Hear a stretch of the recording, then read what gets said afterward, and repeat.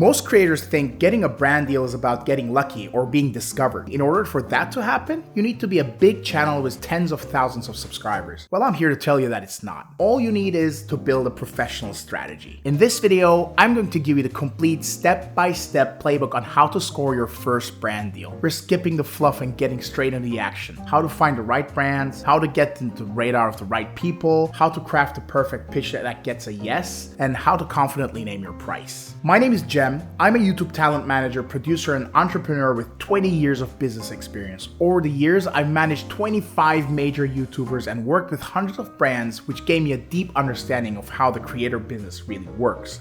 And on this channel, I'm here to share that with you. So if you're ready to stop guessing and want to start earning, let's begin.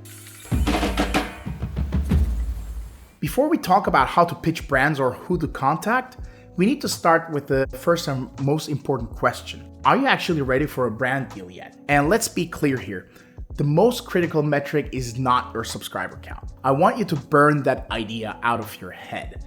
Yes, realistically speaking, nobody is going to work with you when you have like only 500 subscribers and your average views are around 200 per video. I mean, let's be honest with ourselves. But then again, that's just an indicator that you're probably a bit too early and haven't truly found your audience yet. However, the barrier of entry is not as high as you might think. It may still feel like it's getting higher by the year with more creators coming into the scene, but it's still quite achievable. For you to be recognized and for some of the algorithms and the tools used by brands and agencies to start noticing you, a good place to be is around the 5,000 to 10,000 subscriber range. That being said, subscriber count is only an early indicator whether or not you're above a certain beginner's threshold. I mean, I can't stress this enough. The real things that get a brand's attention are views and engagement. A channel with 5,000 subscribers that gets 5,000 views per video and has a lively, trusting comment section is way more valuable to a brand than a channel with 100,000 subs that only gets like 2,000 views and 0 comments. Brands don't pay for subscribers, they pay for your media value, which is an aggregate of the targeted attention that you can muster. I have a complete video about how to build the media value, so go check that out. Also, evaluate your cadence. It's already a big part of YouTube growth strategy anyway, so building consistency and sustainability helps you in more than one way. It helps the channel grow, and it also makes you more reliable when sponsorship opportunities come. I mean, let's be honest here. If you cannot regularly upload a video, chances are that you will also struggle to deliver a brand sponsorship deal on time. So, I mean, brand deals usually come with timelines, and there's a whole process of approvals, expectations, fitting in with the campaign schedule of the brand and everything. So cadence is important. So if your own upload schedule is inconsistent, that can become a problem when you start working with advertisers. Lastly, consider changing your mindset.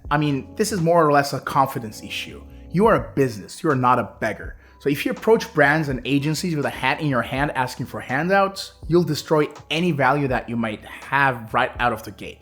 Think about it like this. Big brands have to spend millions on huge, unfocused ad campaigns in the hopes of reaching the right people, right? Guess what? You already have the right people watching you.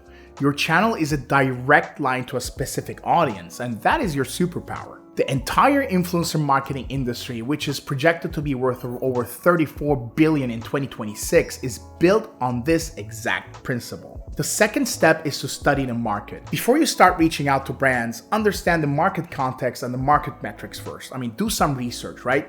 Try to analyze the numbers, and most importantly, try to understand which sponsors would actually make sense for your channel. One of the most important things that you can do here is a target audience match analysis. Identify your audience properly and study their demographics. Look at their age, gender, location, whatever data that you can come across and access from your analytics screen. Then go beyond those numbers and try to understand the general audience sentiment from the comments that they leave you. Comments, as you can imagine, can tell you a lot. They can show you what your audience cares about and what they ask for, what kind of language they use, and what kind of problems they're trying to solve. Because at the end of the day, you're a problem solver, right?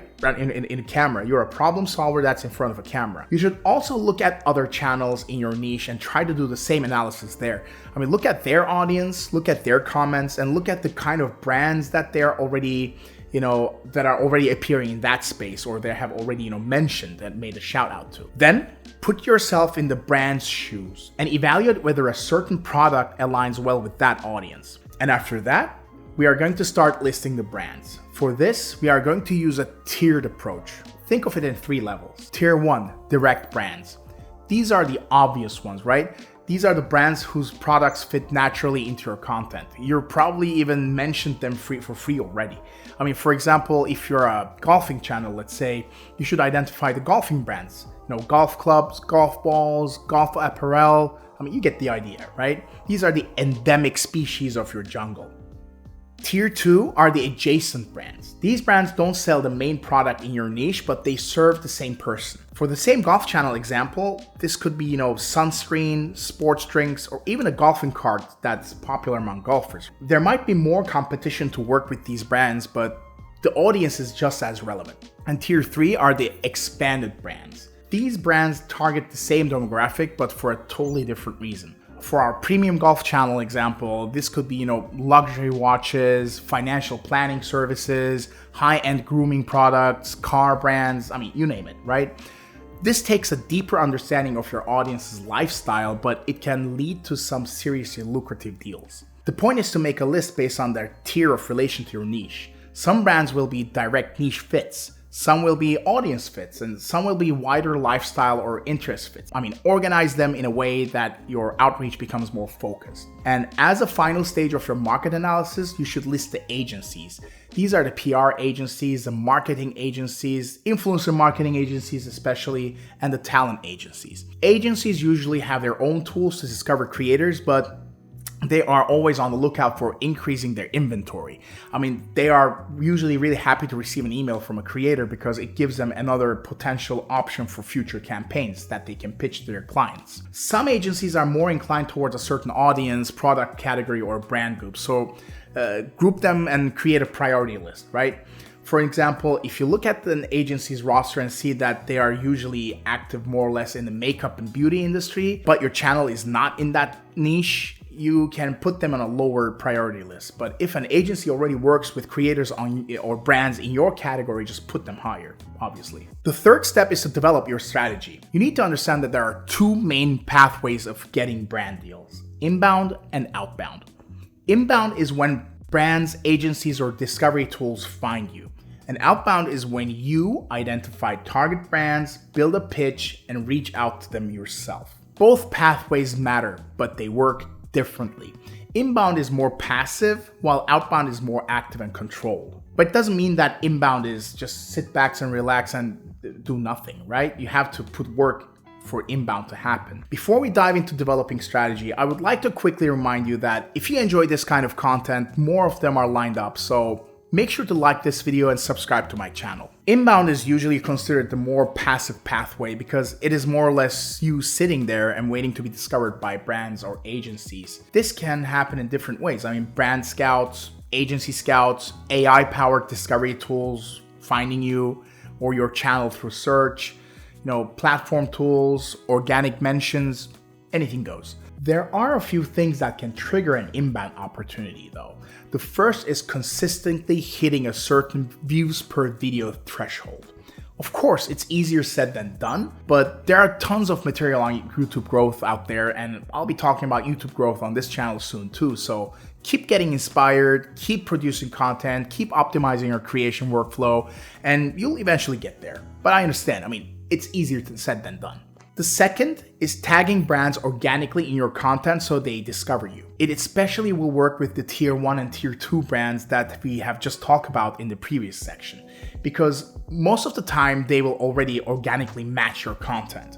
Give the brands free exposure to a certain extent, and they will eventually want to run an ad campaign with a call to action through your channel, since the audience is already listening. The third is being in a high demand niche that brands are actively searching. But there's an important disclaimer here. While niche is important, only a handful of niches have that big volume of high paying brands with good budgets. So unless you're creating content in finance, legal, insurance, real estate, or consumer electronics, chances are that your niche is not one of those high-performing ones. Gaming, travel, lifestyle, entertainment, news, commentary, these are all low performers, for instance. I mean, I would have never guessed, but while watching a creative support video from Colin and Samir mentioned that the cycling niche doesn't necessarily have the best endemic brands, and that really stuck with me because I would have never guessed otherwise. I mean, so instead of focusing only on being in a high demand niche, focus more on developing a clear target audience. If your audience is clear and valuable,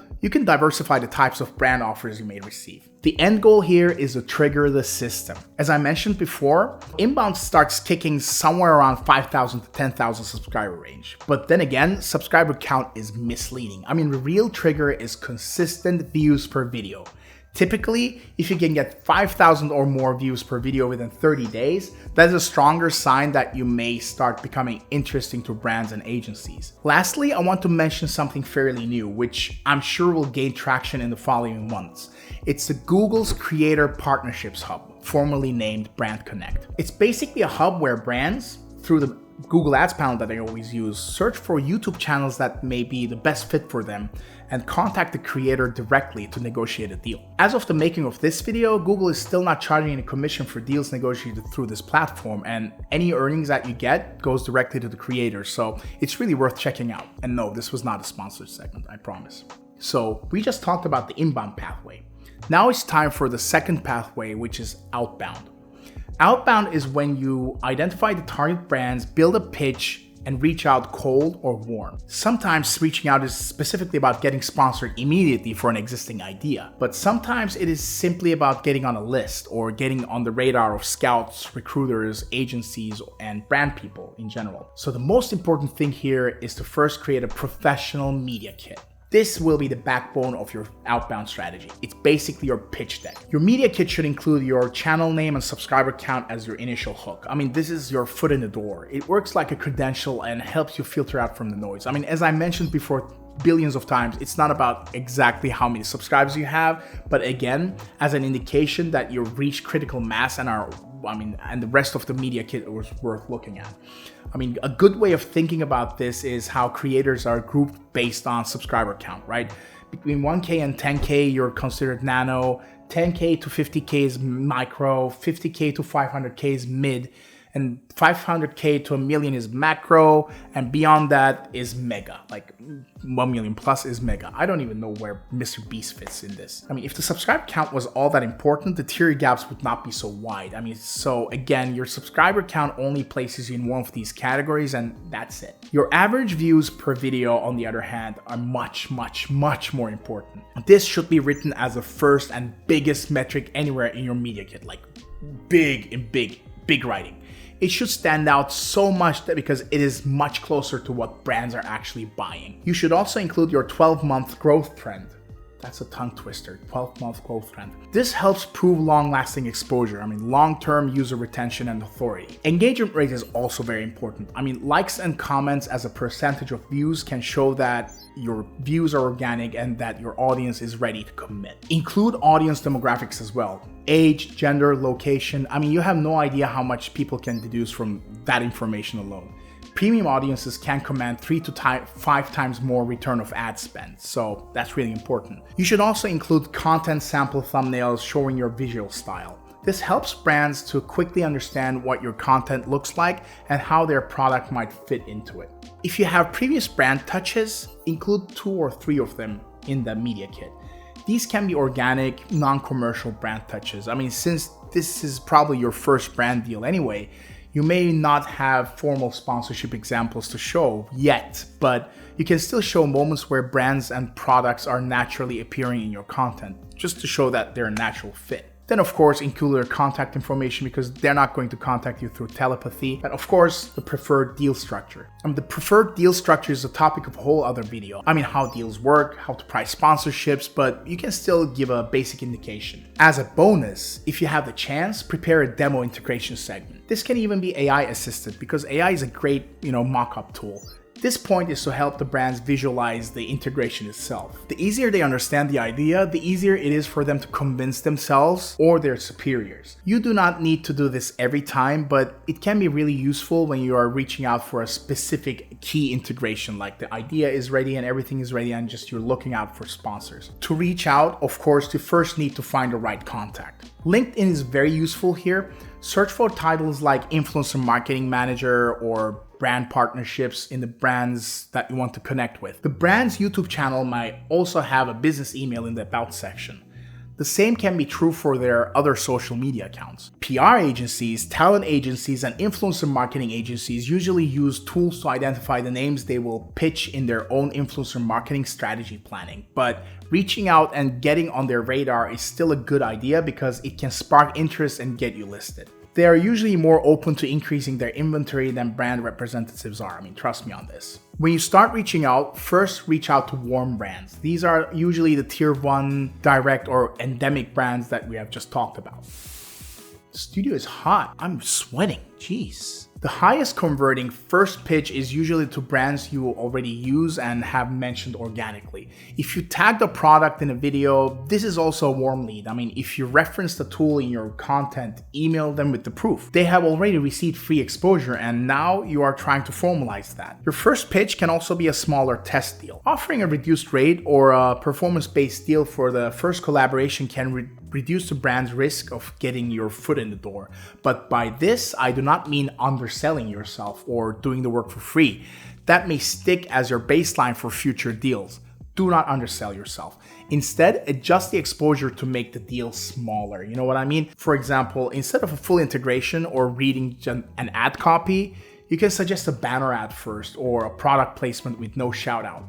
I mean, the point is to gain trust without destroying your value. If you want, you can combine your offer with an affiliate link. When you're small, getting paid through affiliate links instead of a flat fee can be viable, but as your channel grows, you will need a flat fee. I mean, preferably a flat fee plus an affiliate income. Today's video is all about tongue twisters, I think. That is because affiliate sales commissions will not completely cover the media value of the actual exposure you give to the brand at a higher level. Then, write your pitch email. The most important thing is to keep it short. Nobody likes to read. Think of it like audience retention on your videos. Stick to the point and avoid fluff. Also, instead of pitching the offer alone, you should consider pitching the specific outcome to the brands. That kind of pitch is more useful because it connects your audience to the brand's objective directly. Alright, here are a few tips and tricks for your outreach. First, if you do not get a reply, follow up with a new angle. If there is still no reply, nudge once more. But there should be no fourth attempt if there's no reply. Just, you would be wasting your time. After that, you should wait at least 6 months before trying again. People change jobs often, especially younger people in marketing roles. The person who receives your email today may not be there 6 months from now. And that is when your email may get in front of a fresh pair of eyes. Besides, you will also ideally have true progress on your channel in terms of growth within those 6 months, so you'll have some more to show to the brands when the time comes, right? Speaking of time though, timing also matters. For more immediate results, Q3 is a good time to reach out because it includes the back to school period. When that window closes, the second major window of opportunity is Q4. October, November, December is also when brands try to spend their remaining budget. If the budget is not spent, marketing departments may risk that budget being taken away from them the following year. Because of that, they may negotiate less and say yes to more deals. For longer term results, Q1 is a good time to reach out because brands are doing their annual planning with fresh new budgets. But do not expect too much from Q1 or Q2 in the short term. Another tip is to keep your media kit short. I mean, I already touched upon how no one likes to read long stuff, right? Keep it as a 1-pager or a 2-pager at most. I mean, do not write everything everywhere because nobody will ever read any of it. I mean, just trust me on this. Finally, mention products organically in your content before pitching them. Organic brand placement increases your credibility and may also be where the creative economy is evolving towards. If a brand already appears naturally in your content, your future pitch becomes much stronger. The bottom line is simple. You do not have to wait to be discovered. Build your media kit, research your first 10 brands, write out your first pitch, get specific, get measurable, get sponsor ready, and get outbound. Thank you for watching, and I'll see you next time.